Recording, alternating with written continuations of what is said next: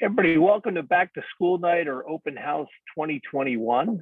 I'm actually doing this from my back deck, right around the time when we probably would be having open house. It's 6:15 here in King of Prussia.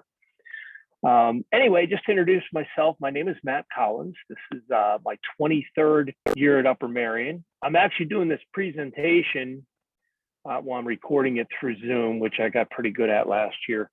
But I'm using my iPad. It's right here in front of me. Actually, that's what you're seeing superimposed on the recording. I teach pre-calculus at the high school and also geometry. Pre-calc I've taught, I don't know, pretty consistently the last 20 years. Geometry I've taught off and on a couple times. The last few years I've been doing algebra 2 and then statistics, but I have taught geometry in the past. And I'm looking forward to getting back into that. I did graduate St. Joe's, where we say the Hawk will never die. Although once we play Villanova every year, the Hawk dies. I hate to say it, but I don't think we've beat them in years.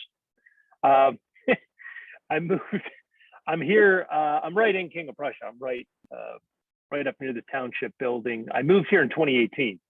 Actually, before that, I lived in Conshohocken. And to be honest, I mentioned that I live here because it's really because of my daughter, Kelsey.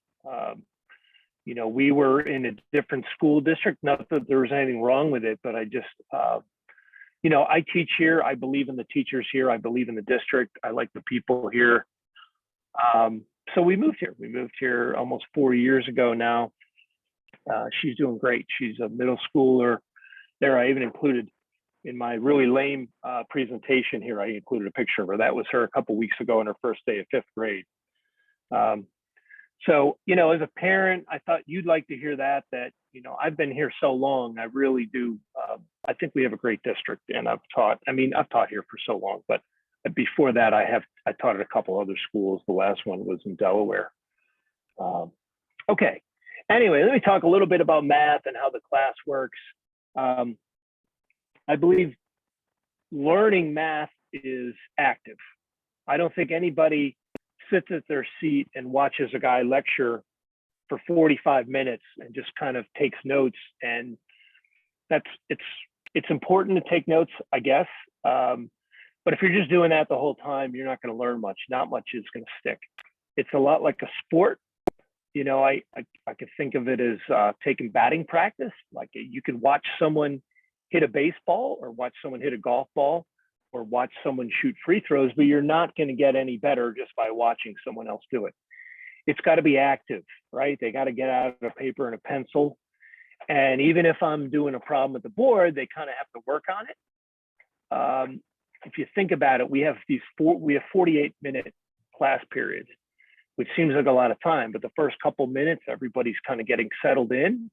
I usually have a warm-up problem on the board and also a sheet of paper at the door they pick up with a warm-up problem and some of the notes for the day. That way, once they get in and get settled, they just start working on a problem. The warm-up problem is usually something from the past, like either from a past class or something we did in previous lectures, just to get them thinking about math as they come in. And in that 48 minutes, honestly, I don't like to be the guy just at the front of the classroom doing math problems and having them copy it down. I like to do 1 or 2 math problems and then say, hey, why don't you guys try 3 and 4 on the page? I'll walk around the room. I'll try to help people out. And some kids need a nudge. Some kids need to be kind of woken up and say, hey, are you doing okay? Some kids will have their hands up right away. They have questions. And that's kind of how it works, right? Like I'd rather be the facilitator who goes around, kind of helps people out, rather than just the guy at the front of the room, just writing notes endlessly on the board.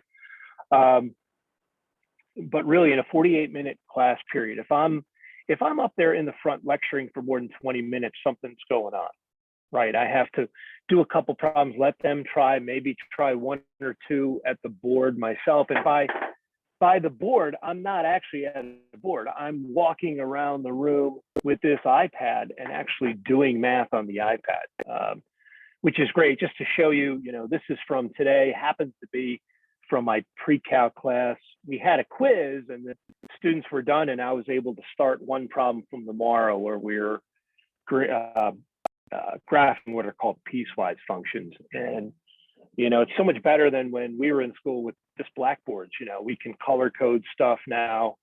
I even have an option on this iPad in the upper left here. I could email, you see, I click the share button. I could email this document to a student, someone's absent, I can email it to them. Generally, I can save all this stuff I do in class as a PDF, and that way I can, put this on Schoology so the students have an answer key. So speaking of Schoology, all your students have access to Schoology. I think there's a way for you as well to have access to your student's Schoology account. I could be wrong on that. I know you can check their grades. I don't know if you can get in their Schoology account, but I try to keep Schoology as simple as possible. I have it organized by weeks with the current week, kind of at the top of the material screen. I try not to gunk it up with too much. Again, this is the pre-calc screen. I have the same thing in geometry. But real quick, if I click on this week's, I generally put a little game plan for the week, what we want to do. You could see tomorrow, happens to be Wednesday. I'm doing this on the 14th of September. We're learning about piecewise functions tomorrow. You could see it's highlighted there. So that's a link. So a student could actually, if for some reason they wanted to print this out, they could, although I'm going to have a hard copy of this at the door because, again, we still need paper and pencil for math. But the other thing that's good is I can post my solution. So I'm going to hit that solution button, and you could see, I already have these worked out. I can kind of scroll that way. If your son or daughter happens to be out of school one day, hey, they can at least get the notes that I did in class. So, I got to tell you, the technology is a great thing that we have these days. There we go. You could see today we had a quiz. So we had a quiz review. Here's our review problem we did.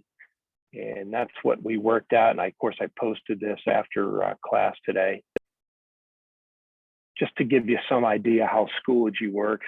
I guess the other cool thing about Schoology is I could blast updates, right? Rather than me having to email the whole class, I could just put an update out and they will get this as an email, to click a link to your Schoology update. So we've only had one. It was to sign up for Delta Math. That was, and it gave them the links for the students to sign up. Speaking of which, I guess I'll talk a little bit about Delta Math. Delta Math is something that I guess I had known about and I had used, but really during the pandemic, we needed something for the students at home to be able to hand in their math work. And I'm going to continue to use it for like weekly problem sets. So this is an example actually from the geometry class. This is a typical problem for geometry. It's find the midpoint of the segment with the following endpoints. Now, mathematically, this is not a very tough problem. I'm going to just show you how it works. Basically, your student should have a paper and pencil, right? A lot of these, you shouldn't be just looking at the screen and trying to come up with the answer. You should be using a paper and pencil, kind of copying down the problem, or at least the numbers. I can quickly do it because to find the midpoint, you actually just average the x coordinates. So if you average, and I'm going to do it here on my iPad. If you average 3 and 0, you'll get 1.5. So I have to put in the order pair 1.5, and then I'm going to hit the comma. Showing my age, I got to put my reading glasses on, or this isn't going to work. And then the average of 0 and -8 is -4. And if I submit my answer, I'm going to get a green check mark, which says, hey, I got that done. And then what's nice is I call it Mr. Delta Math, but whoever's behind this website, he'll put the solution, so show you all the steps you need, and then he'll actually give you a graphical interpretation of what the midpoint of 2 points looks like. There it is, that yellow point in the middle. So one nice feature is whether you get the problem right or wrong, you get feedback, right? You could see I'm on the teacher version where it says assign this problem. Students wouldn't have that. But the one thing they do have, if you see it right here, it says watch help video. Every problem on Delta Math has a help video. So if a student, I'm going to show the question again, can't get the answer or they get it wrong, they could actually watch a short help video,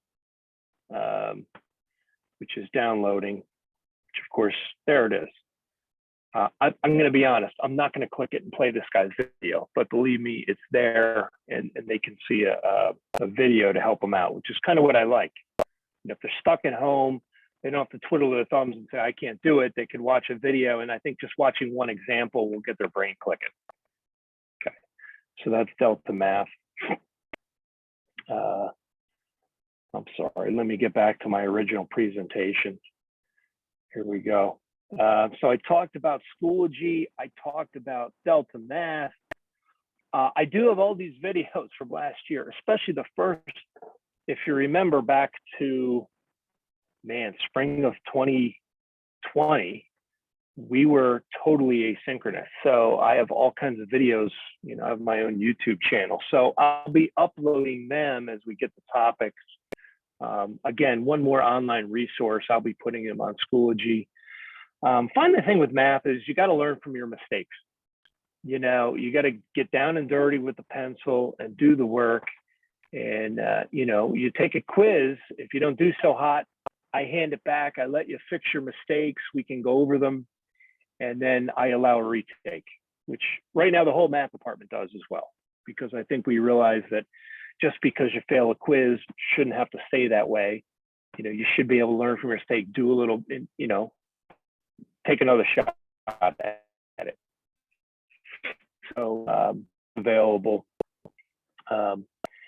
And as far as when I'm available before school. I get in there about 7 a.m. I tend to walk to school. I'm only 15 minutes up the street. And I'm there after school from 2:25 till 3 o'clock. If you have any concerns for me, there's my district email address. I'm happy to answer your questions. I'm looking forward to a great year. And maybe I'll see you next September of 2022 at Open House in New High School. Okay, everybody take care. I'm hoping for a great school year. All righty.